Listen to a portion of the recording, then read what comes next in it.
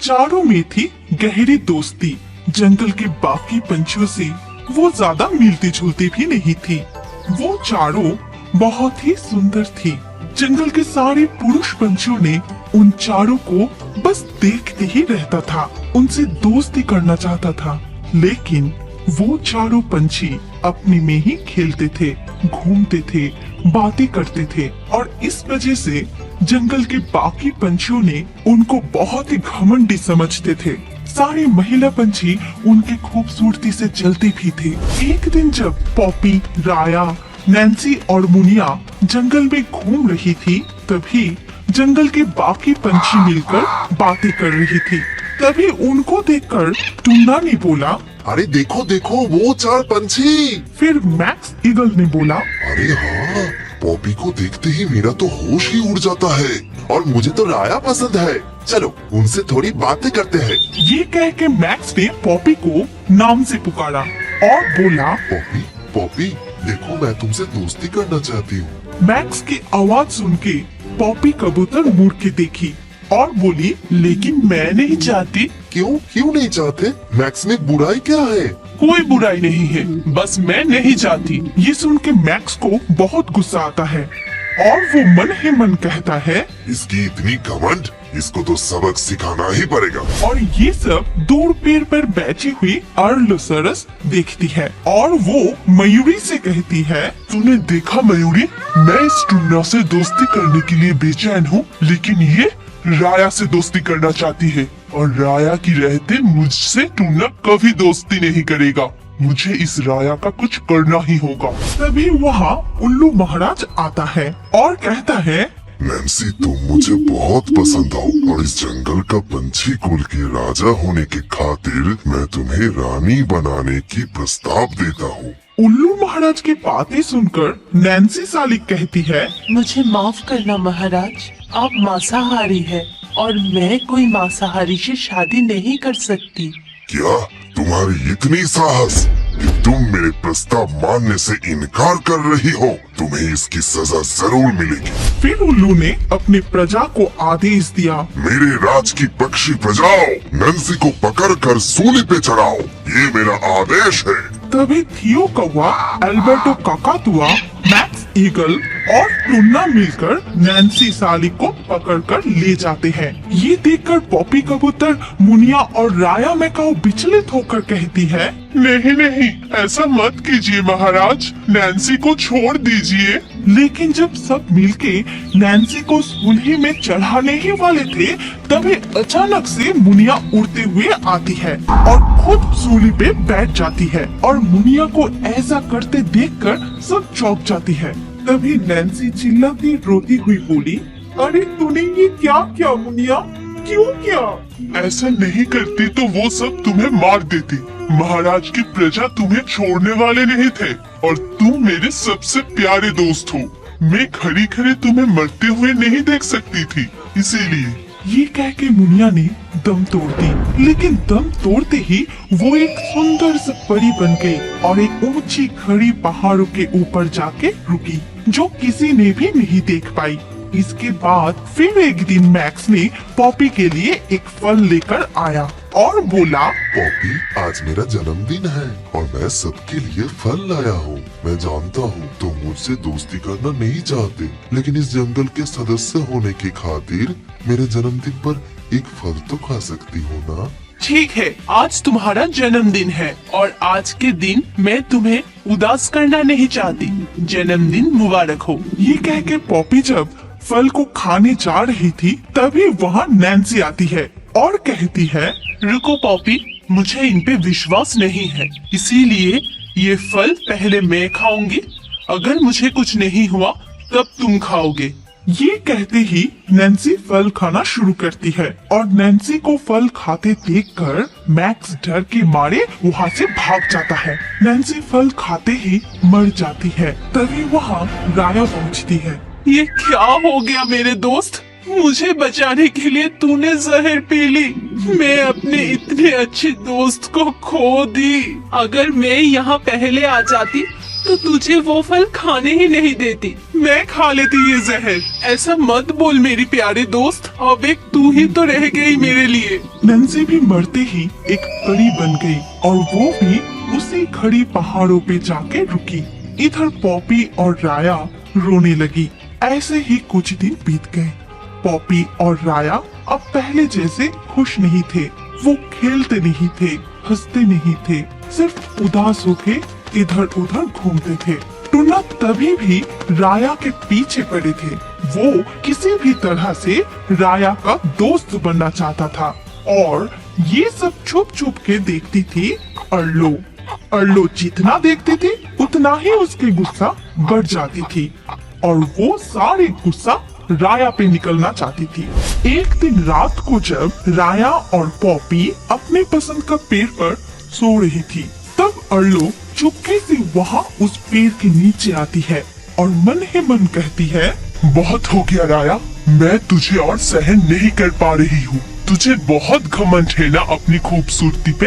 अब तो तुझे मरना ही होगा और तेरे मरने के बाद ही मुझे मेरी दोस्त टुन्ना मिलेगी।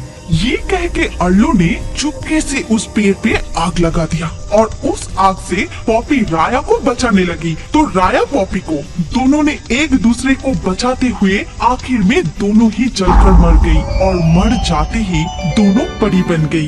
फिर दोनों ही उस खड़े पहाड़ों पे जा पहुंची जहाँ पहले से ही नैन्सी और मुनिया रुकी थी। वो समझ नहीं पा रही थी कि वो चारों परी कैसे बन गई। वो समझ रही थी एक छोटे से जंगल में बहुत सारे पशु पक्षी रहा करते थे। नागिन काफी ज्यादा गुस्से में आ जाता है उसका बुलाने, उसका आवाज से। तभी नागिन गुस्से में आकर उस काला कौवा को अपने जादू से उसको पत्थर बना देते हैं और वहीं पर एक मेढक भी आने लगते हैं और वहाँ नागराज के ऊपर वो जो मेढक भी चाप जाती है।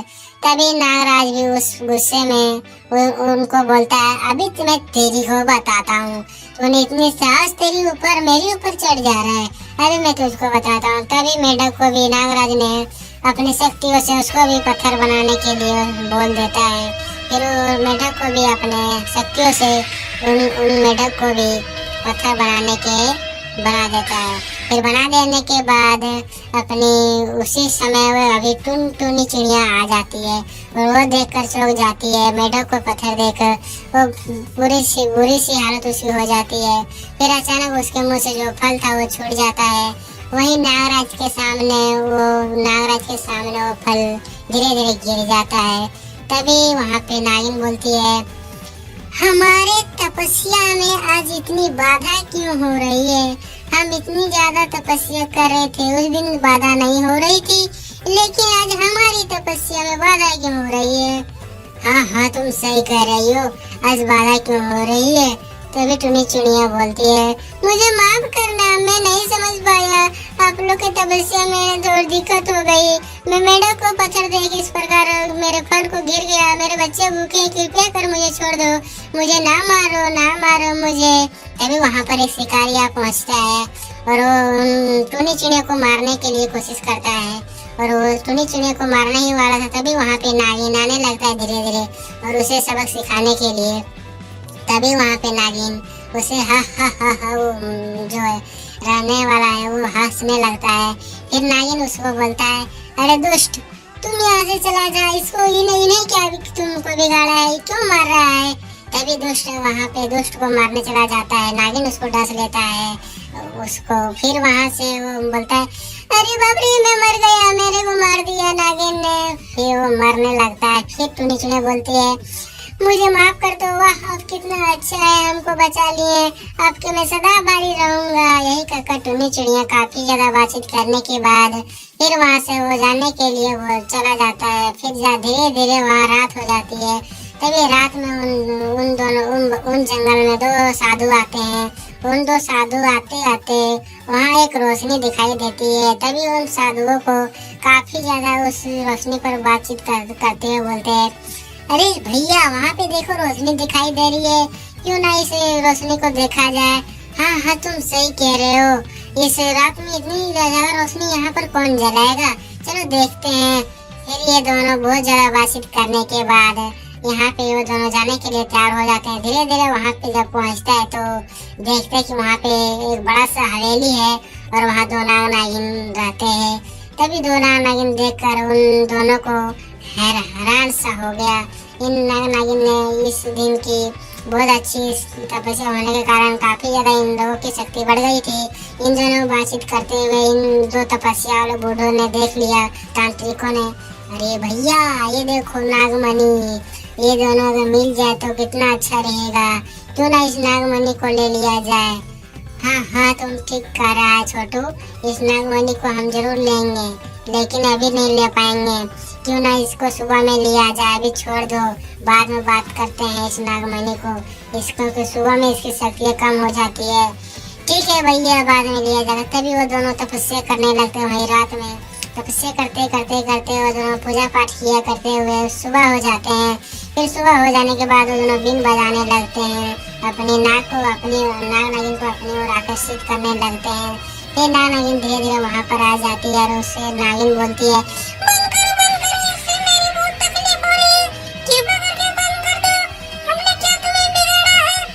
तभी वहाँ पे नाग गुस्सा और बोलता है, हमें तकलीफ मत दो वरना मैं तुझे मार डालूंगा।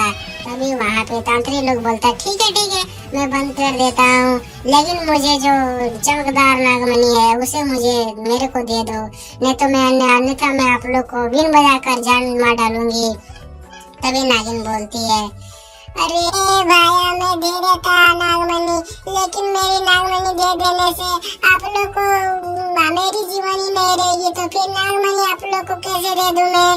फिर ये बातचीत करने के बाद साधु बोलता है, ठीक है अगर नागमणि नहीं दे रहा तो मैं फिर से बीन बजाऊंगा, चाहे आप लोग जैसा हो मर जाए, मेरे को तो नागमणि चाहिए। ये दोनों बोलते बोलते बहुत देर हो जाने के बाद साधु संत से बहुत ज्यादा भिड़ते हुए दोनों नाग नागिन फिर से बीन बजाने लगते हैं साधु जी। और सब बीन बजाते बजाते तभी वहाँ पे टुन्नी चिड़िया पेड़ पर सारी बातें और सारी ये सब देख रही थी। वहीं पे टुन्नी चिड़िया, फिर टुन्नी चिड़िया को एक समझ में आई कि क्यों ना उसके सारे साथियों को सब समझाया जाए और बुलाया जाए। तभी वहाँ पे वो चला जाता है और टुन्नी चिड़िया सारी बात चील और तोते को सारी चीज बताते हैं। और बताने के बाद फिर वो सब चारों तोते बाज चील सभी लोग वहाँ पे चला जाते हैं। फिर जाने के बाद वहाँ देखता है कि और वहीं उसके बाद टुन्नी वहाँ पे बाज आकर उसकी बीन को छीन लेता है साधु जी का। फिर बजाने ही उसका छूट जाता है। तभी वहाँ पे टुन्नी चिड़िया और तोता जा करके उस जो साधु ने पूजा की थी उस आग को वही साधुओं में फेंक देता है। तभी वो साधु दोनों ने, अरे बाप ये तूने क्या किया, मेरे को मत जला, मेरे को मत जला, ये तूने क्या किया।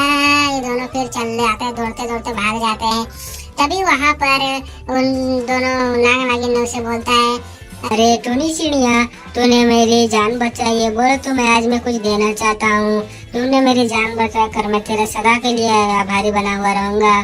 तभी यह बोलकर उसे नागिनी बोलती है, हाँ टुन्नी चिड़िया तूने मेरी जान बचाई है, बोलो तुम्हें क्या चाहिए मैं देने के लिए तैयार हूँ, तुम्हारे से मैं तुम्हें जान छोड़कर काफी अच्छा किया था।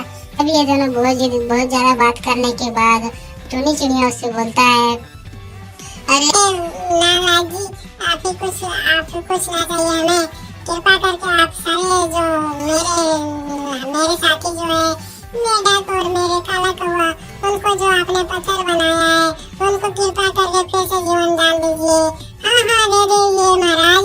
और फिर वहाँ पे बाज भी बोलता है और तोता भी बोलता है। फिर बोलने के बाद वो दोनों नाग नागिन बोलता है, ठीक है मैं देने के लिए तैयार हूँ, तुम लोग जैसा बोलेगा वैसा ही मैं करने के लिए तैयार हूँ। फिर से वो दोनों बहुत बात हो जाने के बाद फिर वहाँ से जो मेढक को बना देता है, फिर से अपनी जीवन दान दे देता है और चील कौवे को भी जीवन दान दे देता है। फिर वो दोनों की खुशी हंसी जिंदगी सारे लोग रहने लगते हैं कि जंगल में। तो दोस्तों इस कहानी से क्या सीख मिला जरूर बताओ। वृंदावन के घने जंगल पे पक्षियों के झुंड में टुन्ना अपनी माँ टुनिया, बाबा टुन्ना और भाई टुनटुन के साथ रहती थी। पक्षियों के झुंड के सारे पंछी आपस में खेलते थे, घूमते थे, बातें करते थे, लेकिन उन सब से अलग थी टुना। वो दिन भर सिर्फ भगवान कृष्ण का ही नाम जप करते थे और टुना को ऐसे देखकर सारे पंछी हंसते थे। उसे पागल समझते थे और उसको चिढ़ाते भी थे।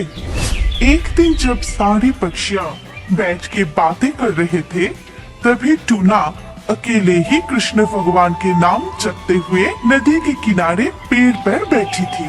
हरे कृष्णा हरे कृष्णा हरे कृष्णा। तभी एक नन्हा सा बालक अपनी गाय के साथ खेलते हुए उस पेड़ के नीचे आता है। फिर अरे तुम कौन से पंछी हो जो इतने मीठा से कृष्ण भगवान की नाम ले रहे हो? मैं टूना, लेकिन तुम कौन हो? क्या तुम्हें हम पक्षियों की भाषा समझ आती है? मेरा नाम मुकुंद है और मैं सबकी भाषा समझती हूँ। मेरे दोस्त गाय की भाषा, नाग की भाषा, पंछियों की भाषा, इस नदी की भाषा और हवा का भाषा समझ सकता हूँ। लेकिन तुम इतने अकेले में क्यों बैठे हो? क्या तुम्हारा कोई दोस्त नहीं? मुझे किसी से भी बात करना अच्छा नहीं लगता। मैं तो पूरा दिन कृष्णा भगवान की नाम जपती हूँ और इसीलिए सब मुझे चिढ़ाते हैं, परेशान करते हैं। मुझे बहुत दुख होता है, लेकिन तुमसे बात करने में मुझे बहुत अच्छी लग रही है। ठीक है, तुम मेरे दोस्त गाय से मिलो। ये मेरा दोस्त गाय है, ये हमेशा मेरे साथ ही रहता है। अब चलो तुम्हें मेरे और एक दोस्त नागराज से मिलवाता हूँ। ये कह के मुकुंद गाय के साथ टूना को लेकर एक गुफा के पास जाता है। फिर नागराज, ओ नागराज, जी प्रभु, क्या आदेश है? इनसे मिलो। ये है टूना, ये हमारा नया दोस्त है। अगर इसे कोई भी परेशानी हो तो तुम जरूर मदद करना।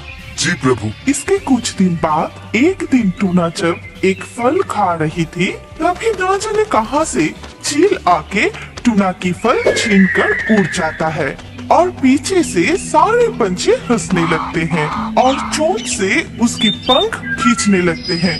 तभी टूना बहुत रोने लगती है। तुम सब बहुत बुरे हो। मैंने तुम लोगों का क्या बिगाड़ा है? क्यों परेशान करते हो मुझे? टूना जितनी रोते हैं सब उस पे उतना ही हंसते हैं। तो क्या बिगाड़ेगा रे छोटी सी पागल पंछी? मैं पागल नहीं हूँ, मैं कृष्णा भगवान की भक्त हूँ। और देखना, आप सबको कृष्णा जी एक दिन जरूर सजा देगी। अच्छा, तो हम भी देखते हैं कि इस वक्त को कृष्ण भगवान जी कैसे बचाता है और हमें कौन से सजा देते हैं। तभी टूना और जोर जोर से रोने लगती है। इधर नागराज को टूना की रोने की आवाज सुनाई देता है। फिर ये तो टूना की आवाज है, वो रो रहा है। कुछ तो हुआ है, मैं जाके देखता हूँ। इसके बाद नागराज वहाँ पहुँच के चुपके से सब कुछ देखता है। फिर बड़ा सा नाग का रूप धारण करके सबको डराता है। अरे बाप रे, कितना बड़ा नाग! टूना हमारे दोस्त है, तुम सब टूना को परेशान करना बंद करो, नहीं तो मेरे जहर से कोई भी नहीं बच पाओगे। हमें माफ कर दीजिए नागराज, फिर कभी हम टूना को परेशान नहीं करेंगे। ये बात हमेशा याद रखना। टूना, तुम अपना ध्यान रखना। अगर कोई भी परेशानी हो तो जरूर बताना। मैं चलता हूँ। ठीक है नागराज, तुम भी अपना ख्याल रखना। फिर एक दिन टूना अपने भाई टुनटुन, माँ टुनिया और बाबा टुन्ना के साथ घास के दाने खाने के लिए खेत में उतरे। तभी दो शिकारी आए और जाल फेंककर उन्हें पकड़ लिया। फिर सब डर के मारे चिल्लाना शुरू किया।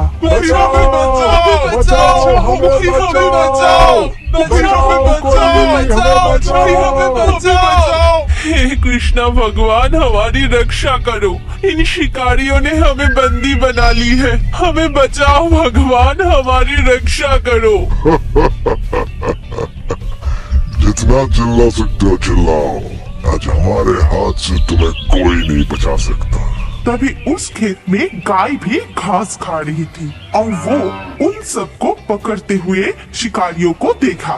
तभी गाय दौड़ती हुई आई और अपनी सींग से जोर जोर से मारने लगी। अरे बाप रे, ये गाय गाय कहाँ से आ गया?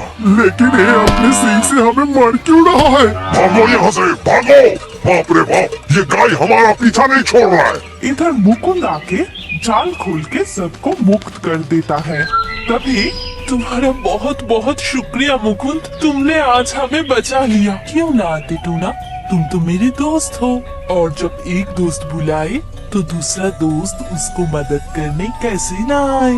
ठीक है, मैं अब चलता हूँ, तुम अपना ख्याल रखना, और जब भी जरूरत पड़े जरूर बताना। इसके बाद मुकुंद और गाय वहाँ से चले जाते हैं। तब से टूना के दिन बहुत अच्छे से काटने लगे। कोई भी उसे परेशान नहीं किया।